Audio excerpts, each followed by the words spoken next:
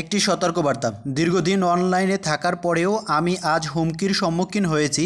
আমার আইডি থেকে ব্যাপক টাকা হাতিয়ে নিচ্ছে। আপনারা সাবধান হন। এই প্রতারকের হাত থেকে আপনারা বাঁচুন। আসসালামু আলাইকুম। খুবই দুঃখের সাথে জানাচ্ছি যে আমার আইডিটি হ্যাক হয়েছে। এটির প্রমাণ আপনাদেরকে আমি দিচ্ছি। এই যে দেখুন, আমি আমার মেসেঞ্জারে ঢোকার পরে আপনারা যে আমাকে যেই বকাঝকা দিচ্ছেন, হুমকি দিচ্ছেন, সেটি আমার অবশ্যই আপনাদের দিতে পারেন আমি এবং নিতে পারি, কারণ আমার এটা ডকুমেন্টস আপনাদের কাছে দিতে পারতেছি না। এই যে দেখেন, এই যে ওয়ালিদ খান, এই যে চলে গেছে। এই যে দেখেন, এই যে সরাসরি চলে আসছে জাহিদুলের কাছে কিন্তু একটা মেসেজ অলরেডি চলে গেছে। চলে যাওয়ার পরে আমি যদি স্ক্রল করি, এই যে RM রাফসানের কাছে কিন্তু অলরেডি আবার একটা মেসেজ চলে গেছে। এই যে জাবেরের কাছে কিন্তু মেসেজ চলে গেছে। এই মেসেজটা যদি সেন্ড করি, এই যে উজ্জ্বলের কাছে চলে গেছে। আমি এটা ক্লিয়ারভাবে বুঝাই। এই যে তুষারের কাছে গেছে। বিষয়টা হয়েছে এভাবে যে আমার আইডিটা আরও একবার এভাবে হয়েছে, তখন আমি ভাবছি যে এটা ভুলবশত চলে গেছে কারো হাত থেকে। কিন্তু এখন দেখতেছি রাত্র যখন গভীর হলো, 12টা 15 মতো হলো, তখন হঠাৎ করে আমাকে একজন ফোন দিয়ে পুরো হুমকি দিচ্ছে।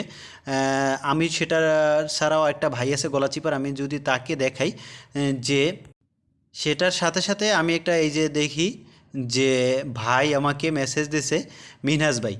কল দেওয়ার সাথে সাথে আমি কি আল্লাহ, ভাই আমাকে কল দিছে। এই যে দেখিন, ভাইয়ের সাথে কিন্তু আমার কোনো দিন কোনো সময় অনলাইনে কথা হয়নি। গলাচিপা থেকে ভাই যেটা কল দিছে। তারপরে আমি যখন ভাই ফোনটা কাইটা দিয়েছে, আমি ফোন ব্যাক করছি। ফোন ব্যাক করার পর ভাই বলতেছে, তুমি এগুলো আমাকে কী দিচ্ছ? মানে একটু রাগসুরেই বলছে, কারণ তার কাছে গেছে। আমি বলছি, ভাই কী দিছি? আমার কাছে তো আমি তো আপনাকে কিছু দেইনি। তখন ভাই করলো কি, আমি ভাইকে একটা স্ক্রিনশট দিছি, যেটা হয়েছে আমি আমার প্রোফাইল থেকে। তখন এটা দেওয়ার পরে ভাইকে আবার যখন বলছি আপনি দেন, এই যে ভাই আমাকে যেটা দিছে এটা কিন্তু আমার কাছে নাই। আমি কিন্তু আপনাদেরকে ডিটেলস দেখাইছি। এই যে দেখানোর পরে এখন আমাকে অনেক মানুষ বলতেছে আমাকে পুলিশে দিবে, আমাকে এমন করবে, আমার আইডি থেকে টাকা নিচ্ছে। ভাই আপনারা এই প্রতারকের হাত থেকে হাতে পড়েন না। এই যে দেখেন রাজীব, হাতে পড়েন না, কারণ তারা আমার সাথে যেই কাজটা করতেছে, আসলে জানি না যে এরা গভীর রাতে মানুষের কাছ থেকে এভাবেই হয়তো বা মানুষ প্রতারিত হয়। আপনারা আমাকে আমার নাম বলার পরেও কেউ টাকা দিবেন না এবং আমাকে কেউ ভুল বুঝেন না। এটা আপনাদের কাছে প্রমাণ দেওয়ার জন্য আমি যে সরাসরি এই যে রেকর্ড, এই যে দেখেন, এটা দেওয়ার সাথে সাথে কিন্তু ওরা ডিলিট করে লাইছে। আমি কিন্তু সরাসরি ওপেন স্ক্রিনে, এই যে দেখেন, এই যে তার সাথে দেখেন আমার সাথে কোনো দিন কথা হয়েছে কি না।